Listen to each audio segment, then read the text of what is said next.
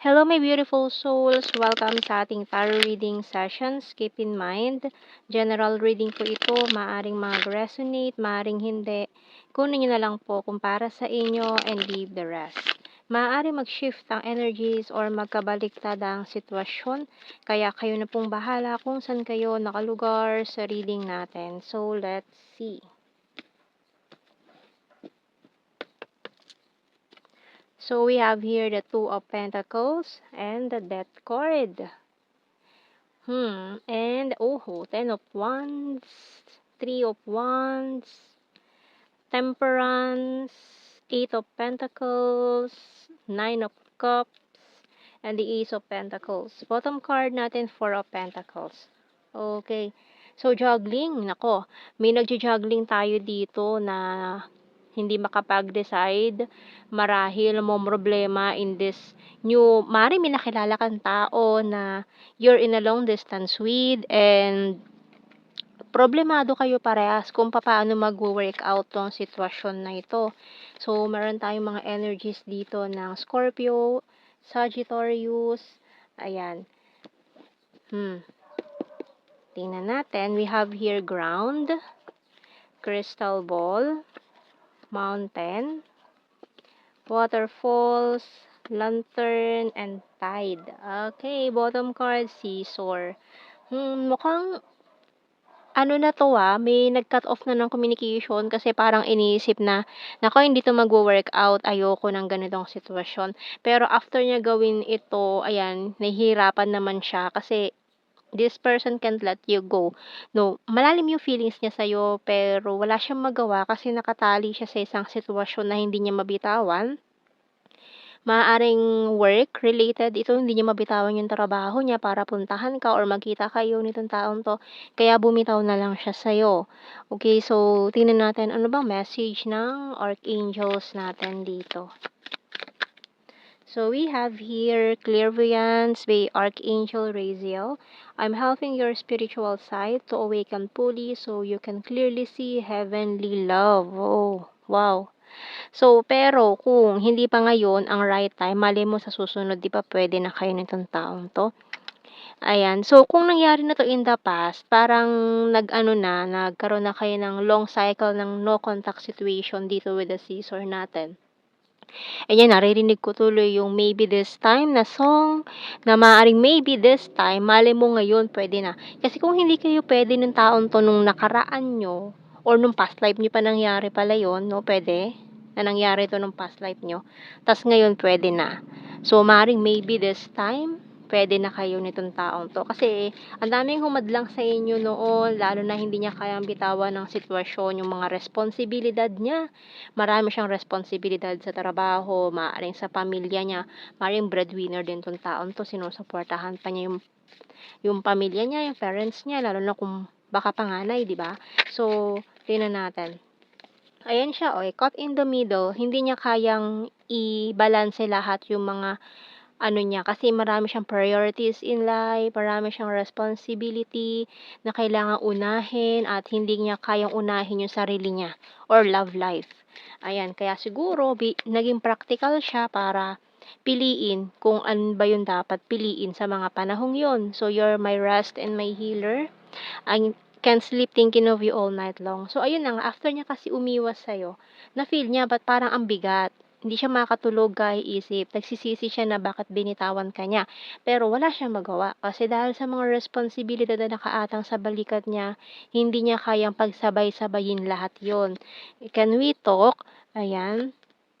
You're my destiny, pero naniniwala kasi siya na kayong dalawa nakatadhana. So, kailangan lang muna niyang papagaanin ang sitwasyon niya kasi mabigat talaga yung pinagdadaanan nitong taong 'to. Regarding na rin siguro sa pamilya, responsibilidad niya sa pamilya niya. Baka may mga pinag-aaral pa na mga kapatid na hindi na kayang suportahan ng parents nila. Kaya isa na rin yung sa nagpapabigat sa mga dalahin niya sa buhay. And I love your humor, business is business, and you're so hot. Pero dahil nag-focus talaga siya sa work niya para maayos lahat, para gumaan ang sitwasyon, gumaan ang buhay niya. And then after noon, siguro kapag pwede pa, babalikan ka nitong taong 'to. Or Ayun na nga, maybe this time, malay mo ngayon, this time pwede na. So, guarded and wounded sa bottom card natin. So, parehas kasi kayo na may mga priorities in life na kailangan unahin and magiging selfish kayo kung parehas niyong pipiliin ng isa't isa. Nung mga panahong yon na hindi pa pwede, hindi pa dapat, bubot pa, kumbaga, hindi pa pwedeng pitasin, hindi pwedeng ipilit pa. So, kailangan niyo mag-grow apart muna ng dalawa sa mga ganyang sandali or mga ganyang pangyayari. So, kuha tayo ng blue card natin. So, we have here balance. Ayan kasi nga, hindi niya pa kayang balansehin lahat yung mga nangyayari. Ayun nagjo-juggling siya Hindi niya kayang sa pagsabay-sabayin lahat ng responsibilidad na yan. Tapos, pipiliin ka niya. Hindi niya pa kayang gawin yon kasi nakatali pa, Union of Hearts. Nakatali pa siya doon sa sitwasyon na hindi niya kayang bitawan ay ang mga responsibilidad na yan. And, so, ayan another destiny card. So, kung talagang kayo nitong taong to, kapag the time is right, okay na ang lahat, wala na makakahadlang dun, no? So, tingnan natin. Kuha tayo ng initials natin. Letter I, C, K, Y, P, letter X, letter S, N, U, Z, bottom card F. Ayan. So, kuha tayo ng ating mga general, dito, more messages.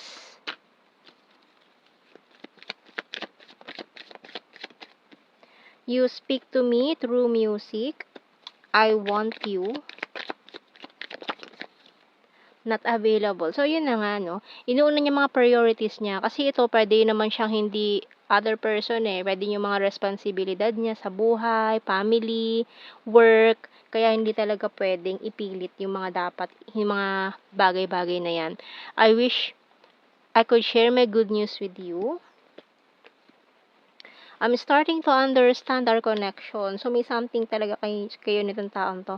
You and I were too young. So, maaaring nagkakilala kayo, mga bata pa talaga, kaya, hindi pa talaga pwede, mga bubot pa. Ayan. Tingnan mo, I bury myself in work to forget you. So, ayan na, after niya iwasan ka, nagkaroon kayo ng no contact situation, talagang nahirapan din siya sa sitwasyon. Kasi kahit na ayaw niyang bitawan ka, gusto niyang piliin ka, pero anong gagawin niya? Hindi pa pwede. And, I'm so attracted to you. So, yung bottom card natin, I knew exactly what I was doing. So, pinili lang niya kung ano yung alam niyang tama ng mga panahong yon. Kasi wala siyang magagawa No choice, kumbaga. Wala siyang ibang pwedeng piliin. Kasi once na binitawan niya lahat ng mga responsibilidad na yan, mas maraming tao maapektuhan. Hindi lang kayong dalawa, no? So, tingnan natin, kuha tayo ng general signs and messages. Pero ngayon, mukhang inaayos na ng tadhana itong mga gusot na nangyari in the past. Mukhang gumagaan na naman ang sitwasyon. Kaya, ayan, maybe this time. Malay mo ngayon, pwede na. So, we have here sarcastic and plastic. Oh, may mga tao din na, mga nanira or gumamit sa inyo mga yung tawag doon, mga user friendly. Ayan, so we have here earth sign, Taurus, Virgo, Capricorn, and Cap, water sign, Cancer, Scorpio, Pisces. Overthinker, sexy body, Taurus, friendly, province. Wands is fire sign, Aries, Leo, Sagittarius, and Gemini. Number 6, Cancer sign, killer smile, high expectations, Virgo.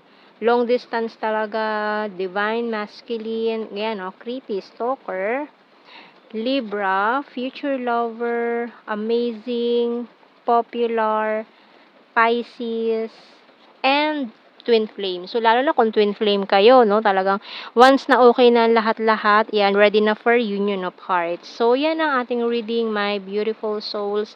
Thank you for watching. Take care and God bless. See you in our next reading, guys. Bye-bye.